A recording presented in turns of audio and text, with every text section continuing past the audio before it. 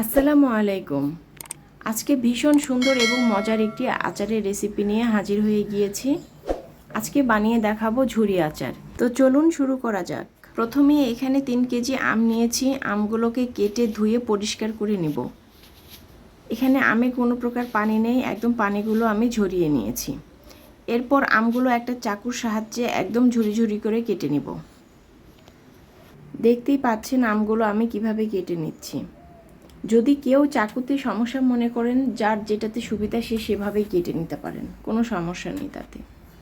শুধু খেয়াল রাখতে হবে আমের ঝুরিগুলো যেন একই মাপের হয়। ঝুরিগুলো একটু দেখিয়ে দেই কীরকম সাইজের হবে। সব আমগুলো কেটে নেওয়া শেষ। এখন এর মধ্যে আমি 2 টেবিল চামচ পরিমাণ লবণ দিয়ে দিব। লবণ দিয়ে আমগুলোকে ভালো করে মাখাবো। খুব বেশি শক্তি দিয়ে মাখানোর দরকার নেই, শুধু লবণগুলো মিশিয়ে নেবেন আমের সাথে। বেশি চাপ দিয়ে আম মাখতে গেলে আমগুলো এই পর্যায়ে ভেঙে যাবে।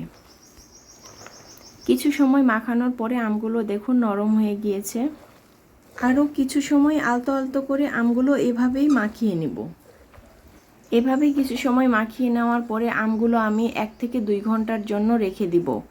1 থেকে 2 ঘন্টা রেখে দিলে আম থেকে প্রচুর পরিমাণে পানি বের হবে। ফিরে এলাম 2 ঘন্টা পরে। এখন দেখুন আমগুলো একদম নরম হয়ে গিয়েছে, দেখেই বুঝতে পারছেন। এখন আমগুলো একটু শক্তি দিয়ে আমি মাখাতে থাকবো কিছু সময়, তাহলে আম থেকে অতিরিক্ত যে পানিটা সেটা বেরিয়ে চলে আসবে। এভাবে কিছু সময় মাখানোর পরে আপনারা নিজেরাই দেখতে পাবেন নিচে অনেক পানি জমা হয়েছে। দেখতেই পাচ্ছেন কত পানি জমা হয়েছে। এভাবে আম থেকে অতিরিক্ত পানিগুলো বের করে ফেললে আম শুকোতে অনেক কম সময় লাগবে এবং খুব তাড়াতাড়ি আচারটা রেডি হয়ে যাবে। এভাবেই চাপ দিয়ে দিয়ে আমি পানিগুলো বের করে নেব। খুব ভালো করে পানি বের করতে হবে, এক ফোঁটাও যেন পানি অবশিষ্ট না থাকে। যতটা সম্ভব চাপ দিয়ে পানিগুলো বের করে ফেলে দেওয়ার চেষ্টা করবেন। সব আমগুলো এখন আমি পানি ফেলে রেডি করে নিয়েছি। দেখতেই পাচ্ছেন কতগুলো পানি বের হয়েছে। এখানে আমগুলো আছে। এখন এর মধ্যে আমি মশলাগুলো মাখিয়ে নেব। প্রথমে আমগুলো একটু আলগা করে নিব। পেঁয়াজ কুচি নিয়েছি। পেঁয়াজ কুচি একটু বেশি দেওয়ার চেষ্টা করবেন। যত বেশি পেঁয়াজ কুচি দিবেন এই আচারটা ততই বেশি ভালো লাগবে। কিন্তু এখন পেঁয়াজের যে দাম, এর জন্য আমি একটু কিপটামো করেছি, আমি অল্প পরিমাণে পেঁয়াজ দিয়েছি। আপনাদের সুবিধার জন্য মাপগুলো আমি ডেসক্রিপশন বক্সে লিখে দিব, ওখান থেকে আপনারা দেখে নেবেন। পেঁয়াজগুলো দিয়ে দিলাম পরিমাণ মতো সরিষা বাটা, পরিমাণ মতো আচারের মশলা। এই মশলার রেসিপিটি যদি আপনাদের প্রয়োজন হয় তাহলে আমি ডেসক্রিপশন বক্সে লিংক দিয়ে দিব, আপনারা সেখান থেকে দেখে নেবেন। দিয়ে দিয়েছি পরিমাণ মতো লবণ এবং চিনি। এখন দিয়ে দিলাম মরিচ গুঁড়ো, হলুদ গুঁড়ো, পরিমাণ মতো তেল। এখন সব কিছু খুব ভালো করে মিশিয়ে নিব। চাপ দিয়ে মেশাতে যাবেন না, তাহলে আবারও আম থেকে পানি বের হয়ে যাবে। আলতো আলতো করে এভাবে মাখাবেন। আমার ভিডিওগুলো যদি আপনাদের ভালো লেগে থাকে তাহলে প্লিজ আমার চ্যানেলটিকে সাবস্ক্রাইব করে দিবেন এবং একটা লাইক দিয়ে দেবেন ভিডিওতে। এবং ভিডিও কেমন লাগে অবশ্যই আমাকে কমেন্টে জানাতে ভুলবেন না। আমগুলো মাখা শেষ। এখন আমগুলো একটা ছড়ানো পাত্রে আমি এভাবে বিছিয়ে দিব।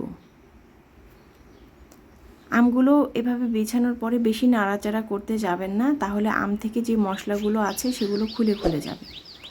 দেখতেই পাচ্ছেন আমগুলো আমি রোদে দিয়ে দিয়েছি, যদিও আজকে একদম আকাশ মেঘলা, রোদ নেই তেমন।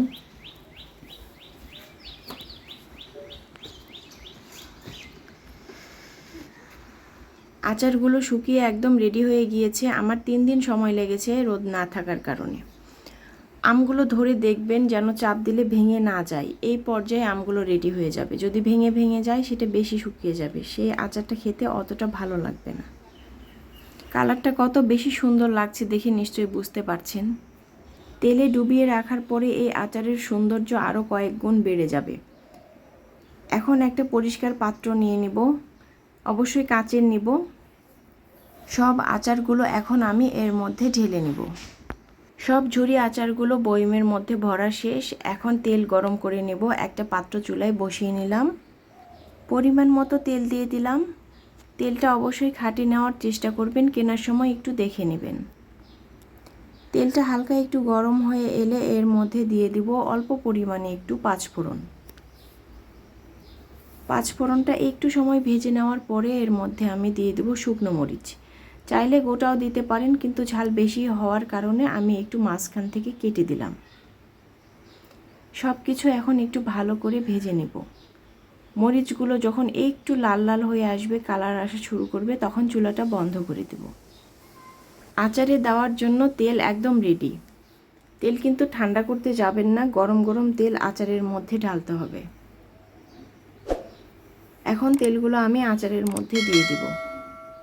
এই আচারে তেলের পরিমাণটা একটু বেশি হবে, আচারগুলো যেন তেলের মধ্যে সম্পূর্ণ ডুবে থাকে। তো আজকে এই পর্যন্তই।